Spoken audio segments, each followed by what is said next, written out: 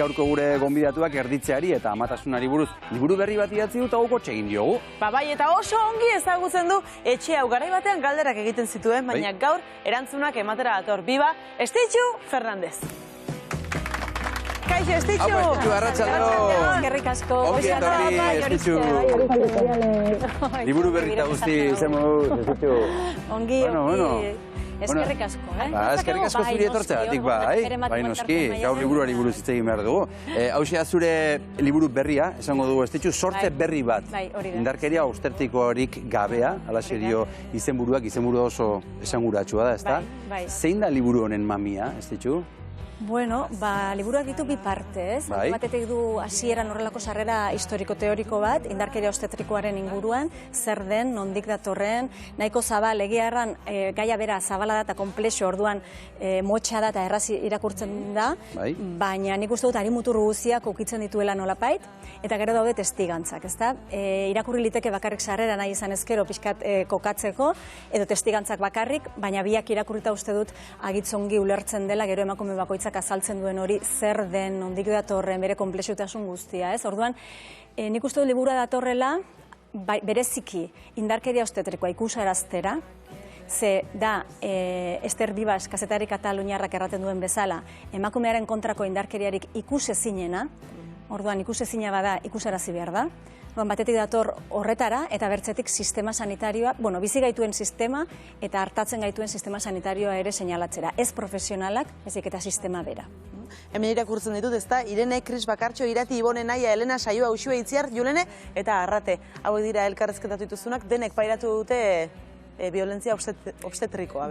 Denek ez, ze hor daude alde batetik bederatzi testigantza, horietatik 6 pairatu dute indarkeria obstetrikoa, bertze 3 profesionalak dira, emagina, ginekologoa eta psikiatra perinatala, eta gero daude azkenean, bertze 3 testigantza, guztira 12 dira, bertze 3 indarkeria pairatu ez duten 3 emakumerena. Euskal Herriko ospitaletan hartatuak, ez eskuartu gabeak, badago bat erabat fisiologikoa dena, baina bertze biek badute batek eskuartze desente eta bertzeak eskuartze txikiren bat, baina hala ere, 3 dira errespetatuak. Eta nik uste dut horrek esperantzari ere leiho bat irekitzen diola, ze Euskal Herrian badaude profesional zoragarriak, osasun profesional zoragarriak, ospitaleren bat ere dagoeneko jarrita indarkeria edo erditze humanizatuak bultzatzeko eta hartatzeko, eta hori ere uste nuen importantea zela erakustea, ez? Ikusaraztea indarkeria, baina baita ere ongi egindako lanari bera aitortza egitea, eta pixkat iparrorratz bat edo bide bat edo norabide bat markatzea.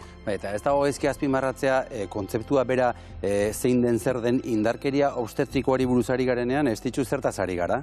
Bueno, ez dago definizio adostu bat nazioarte mailan, herrialde aski gutxik hartzen dutelako legearen baitan, edo ez dagoelako ia legerik, apenas dagoen legerik indarkeria obstetrikoa aitortzen duenik, badaude zenbait herrialde, Venezuela lehenengoa eta badaude bertze batzuk, baina agitz gutxi, Euskal Autonomia Erkidegoan ere, Eusko Legebiltzarrak berdintasun legean oraintxe aipatu egin du behintzat eta hori sekulako pausua da, baina oraindik definitu behar da, hartu behar dira zenbait neurri, oraindik ama dago bidea aurretzeke, baina ez dago definizio adostu bat, baina niri gustatzen zait bat, Espainiako feminista batek egiten duena, Jesus Arrikoio Loreagak eta liburuan ere jaso dut, eta honek erraten du, indarkeria obstetrikoa dela, haurdunaldi erdiondo eta erditzeko jarraipen gineko obstetrikoan, emakumeok eta umeek pairatzen duten zenbait praktika eta jarrera, izan daitezkenak ahoz edo ekintzez, eta praktika horiek egiten dutena da, emakumeon eta umeen eskubideak, erabakiak, desioak, beharrak, emozioak edo eta duintasuna kontutan ez hartu. Hori izan litzateke ikusten duguna, agerikoa dena, ez da? Indarkeriaren piramide hortan, erpina, hori da Maialen, ez? Izebergaren punta, eta ikusten duguna, baina noski, gatazka batean indarkeria dagoenean, hori aspaldik hasi genuen, agerikoak dira indarkeria zuzen hori, baina azpian daude kausak. Indarkeria zuzen horren barruan, definizio hori pixka zabaltzearren, egonen litzateke indarkeria fisikoa, gehiegizko medikalizazio bat, prozesu fisiologiko bat patologizatzea, eskuartzeak bat abertzearen gibeletik egitea, episiotomia sistematikoak, beharrezkoak ez diren zesareak, ama eta umea banatzea, hainbat, indarkeria psikologikoa ere bai, egoki ez informatzea, edo ez informatzea zuzenean emakumea, edo erabakitzen ez ustea emakumeari, bere gainetik jartzea protokoloak, evidentzia zientifikoa eta ez emakumeak behar duena, hori izan elitzateke zuzena eta ikusten dena, fisikoa eta psikologikoa, baina azpian daude kausak. Eta kausa horiek dira indarkeria simboliko bat, luzatzen ari naiz, fiskat, baina indarkeria simboliko bat bizikaren mundu honetan badago marko kultural bat indarkeria hori legitimatzen duena, uste dugu emakumea horrela tratatu behar dela, bere erditzea. Pero sistematikoa da, ez da? Era bat sistematikoa da, bai. Denok uste dugu, ez bakarrik profesionalek beraiek uste dute horrela hartatu behar dela, emakumeak uste du horrela jaso behar duela harta, eta jendarteak uste du hori ez dela indarkeria. Eta zergatik uste duzu dela horrela? Bueno, horrak ere luzeioko liguken, nik uste sarrera nahiko ongi azaltzen dela, ez, nondik datorren, ez? Falta zaiguna da azaltzea 3. hanka hori, kausen azpian dago simbolikoa, baina badago strukturala ere, eta nik uste dut hortik datorrela Maialen. Da indarkeria struktural bat,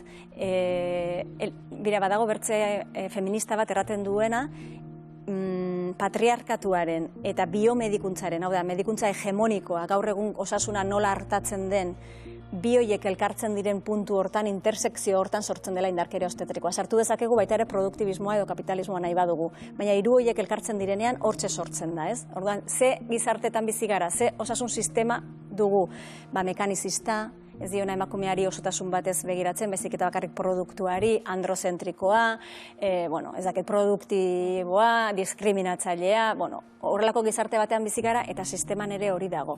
Eta ez ditu, violentzia mota honekin amaitzeko, zer egin beharko genuke? Lehenik ikusarazi... Urratxe egokiak badaude? Nik uste dut baietz egin daitezkela. Lehenik ikusarazin behar da, onartu, sinetxi emakumeari, erraten duenean indarkeria jaso duela, ikusi konplexua dela, emakumeak pairatu duela, umeak ere bai, baina profesionalak ere harrapatuta daudela bertan, zer erraten ari baldin bagara egiturazko indarkeria bat dela, simbolikoa dela, profesionalak berak ere pairatzen du, bera ere dago lan baldintza zehatz batzuekin, bastak lehengo gunean mediku batek erratezian, ez ditu, 24 orduko guardietatik hasita ditugun ratioak, zenbat emakume ikusi behar ditugun, ezinezkoa da emakume horiek... Ongi tratatzea. Hori da, ezinezkoa da ongi tratatzea emakume horiek gure baldintzekin, ez? Gero zen baldintza material ere dagoen erditze bat fisiologikoki hartatzeko, ez? Ez daude egokituta ospitalak ere hartatzeko behar den bezala. Ikusi behar da hori guztia, baita ere, erditze batean gertatzen denean zerbait traumatikoa profesional horiek baote duten zaintza nahikoa, denbora nahikoa integratzeko gertatu dena. Nola zaintzen ari gara profesional horiek? Ez ongi, eta horregatik ere, tratatzen dituzte emakumeak modu hortara. Orduan, ikusi lehenik zabaldu pixkat begirada, saiatu ulertzen hau nondik datorren, hori lehenik... Hori oso ikuspuntu interesgarria da, patuzuna ez, emakume horiengan bakarri jartzea fokoa, baizik eta langileengan ere, bai. Erabat, bai, iruditzen zait agitz importantea, ez, eta gainera, baita ere, profesionalak sentitzen direlako seinalatuak, eta ez, eurek ere hor daude harrapatuta, orduan, estruktura guztia aldatu behar da. Orduan, non dauden irtenbideak? Azteko niretzako politika publikoak.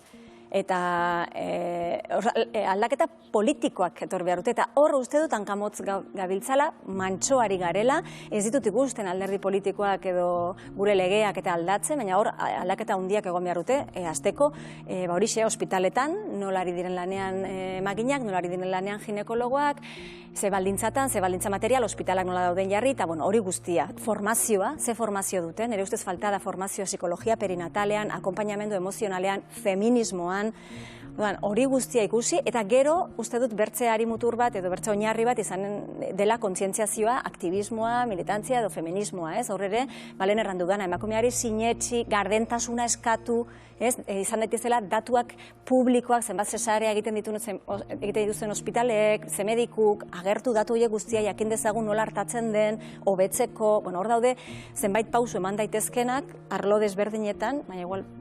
Eta honi buruz hitz egitea ere, bai, ez da, ze gaur egun lasai hitz egin daiteke, honi buruz gizartean edo oraindik gai arantzatsua da? arrantzatxua da. Arrantzatxua da, ze azkenean ikuste zina baldin bada, ez da onartzen. Eta lehen errandut, ez du onartzen profesionalak berak noski, berak uste du horrela hartatu behar dela, berak salbatu behar duela emakume hori, ez? Ibone Olza, psikiatra perinatal iruindarrak erraten du aski garbi, ez? Ematen du ordun dagoen emakume bat bomba bat dela, lertuko dela momentu batean, ez? Ulertu beharrean dela gure garai psikosexualeko etapa bat bertzerik ez, eta horrela hartatu beharko litzatekela noski arriskua dagoenean, eguneko txiki batean hor eskerrak ditugun teknologia, botikak, ginekologoak oso prestatuta eskerrak, baina bertze guztietan fisiologia akonpainatzea, emakumea errespetuz hartatzea, ulertzea, ze prozesutan dagon, ze zaurgarria den, bere garuna nola aldatu den, behar duela akonpainamentu emozional bat ikaragarri fina, hori dena ulertzea, ez, eta biztaratzea, niretzat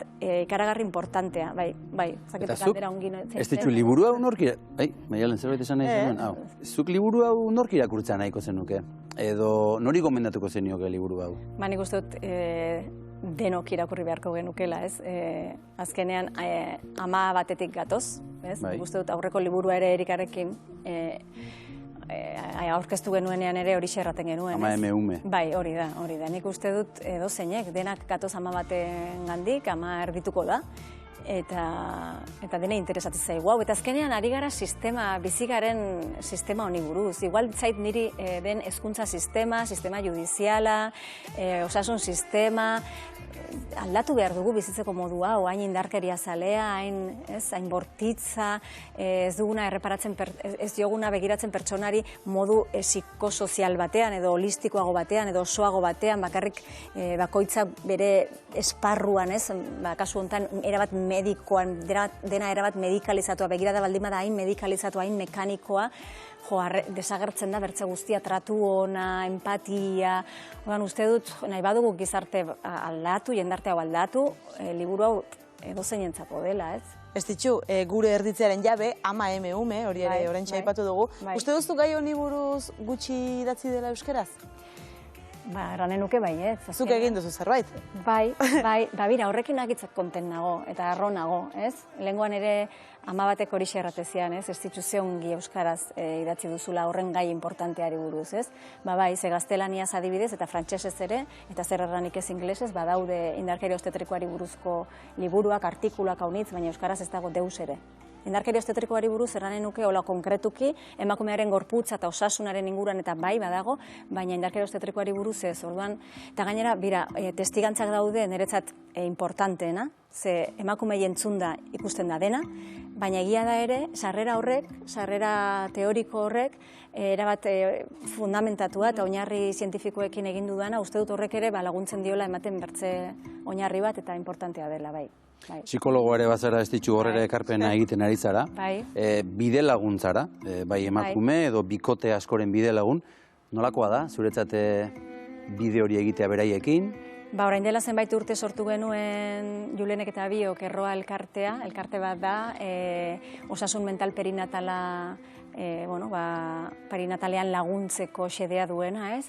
Eta horraz eginen pixkanaka, orain diken gauza txikia da, baina egia da, bide honetan, 100 emakumerekin egotea tokatu zaigula, 100 emakume akompainatzea. 100 dagoeneko? Bai, 100, ze taldetan egoten gara, banaka ez ezik, orduan, bai, 100 emakume emekin egon gara, eta niretzat berezia da. Azkenean, liburu hau, litzateke aterako ez banintzen beraiekin egon, ez? Beraien gandik jaso dut hainbertze, ikasi dut hainbertze, horrengatik dakit ere, testigantzekin bakarrik jasotzen dela dena. Ez duzu behar sarrerarik, edo ez duzu behar oinarri teoriko bat ulertzeko. Beraiek kontatzen dizuten edo ja ikusten duzu, badakit zertaz ari zaren, ez? Dena den, nola batzutan struktura aldatzeak behar duen zientziatik eta behar duen akademiatik ere, eta feminismoak ere bai, ez? Batzuetan behar duen ikuspegi akademikoa, uste dut sarrera hori ongi datorrela. Ziur aski egongo da gure ikusentzulen artean laizter ama izango den emakumen meren bat, ze gomendio emango zeniok, Gomendio gutxi, uste dut erantzunkizuna ez dela berea, berak du eskuide osoa osasun sistemako langilek ongi tratatzekoa, Eta ez, batzutan jartzen da emakumearen bizkar, ez, hobeto prestatu bazina, edo egin bazenu ez dakit zer, ez, 9 hilabetetan. Eta horrek ikusten ditut nik pila bat, euren bakateak puskatu nahian, eta jasan dugun errepresio guztia, gure sexualitatean, azkenean erditzea. Haurdunaldi erditza eta erdiondoa gure garai psikosexual bat da, gure sexualitatearen parte da, eta horrek ikusten ditut errepresio guzti hori, zapalkuntza hori kendu nahian, desitxuratu nahian ikasitakoa, deseraikitzen eta eraikitzen berriro, baina, klaro, 9 hilabetetan ezin dugu mirarik egin, egiten dugu alduguna emakumeok, eta iristen gara erditzera, iristen garen bezala, eta tokatze zaiona da sistema sanitarioari, emakume hori datorren puntuan, atenditzea behar den bezala, eta jartzea beti berak nahi duena eta bere erabakia lehenengo tokian. Eta ez evidentzia zientifikoa, eta ez teoriek diotena. Ze importantea da, bai, ze oraindik zenbait ospitaletan, badaude zenbait protokolo eskutuko, non evidentzia zientifikoari ere etzaion kasurik egiten. Lehenengo gauza, evidentzia zientifikoa erdigunean jarri, baina gero, behin hori hor dugula, beti emakumea lehenengo. Kasura ekarri, ez da? Era bat, aldiro. Eta beti emakumeak nahi duen hori eraman aurrera, ez? Superimportantea iruditzen zait. Ze ondo hitz egiten duzun eskitxo.